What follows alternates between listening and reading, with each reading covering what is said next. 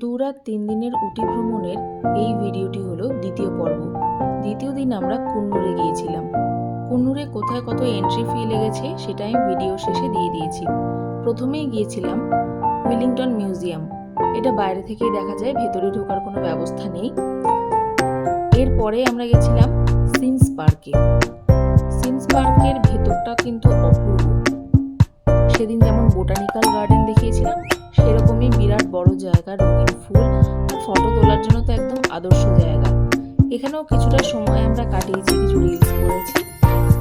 কুন্নুরে বেশি কিছু ঘোরার জায়গা নেই, বেশিরভাগ জায়গায় রয়েছে ঘোরার মতন উটিতে। তো আমরা সকাল 10টার সময় বেরিয়েছিলাম ব্রেকফাস্ট করে। 2টো থেকে 2:30টার মধ্যে আমাদের পুরো কুন্নুর ঘোরা হয়ে গেছে। তো আমরা ভেবেছিলাম অনেক বেশি সময় লাগবে, তাই আমরা কুন্নুর থেকে উদাঘামণ্ডলম অর্থাৎ উটি যাওয়ার জন্য টয় ট্রেন নিয়েছিলাম বিকেল 4টার সময়। আর আমরা পৌঁছেছিলাম 5টা কি 5:10-15 এরকম সময়। সিমস পার্কের পর আমরা চলে এসেছি কুন্নুরের টি গার্ডেনে।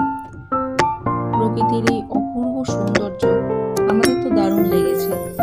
গোটা উটি আর কুন্নুরেই পুরো চা বাগানে ঘেরা। তো আমরা উটিতে সেরকম চা বাগানে যাইনি, চায়ের ফ্যাক্টরিতে গেছি। আর কুন্নুরে এসে আমরা চা বাগানের এই অপূর্ব সৌন্দর্য অনুভব করেছি। এরপরে আমরা চলে এসেছি ল্যাম্পস রক ভিউ পয়েন্ট। এখানে অনেকগুলো ভিউ পয়েন্ট রয়েছে, সবই মোটামুটি একই রকম। এরপরে এসেছি আমরা স্ট্রবেরি ফার্মে। এখানে স্ট্রবেরি কিভাবে চাষ করা হয় সেই পুরো পদ্ধতিটা ওরা আমাদেরকে দেখিয়েছে। তোমরা চাইলে এখানে স্ট্রবেরি কিনতেও পারো। স্ট্রবেরি ফ্লেভারের বিভিন্ন চকলেটও এখানে রয়েছে। দ্বিতীয় দিনে পুরোপুরি ঘোরা আমাদের হয়ে গেছে। তো আমরা টয় ট্রেন ধরার জন্য চলে এসেছি কুন্নুর টয় ট্রেন স্টেশনে। বিকেল 4টার সময় আমাদের কুন্নুর থেকে উদাঘামণ্ডলমের টয় ট্রেন ছিল।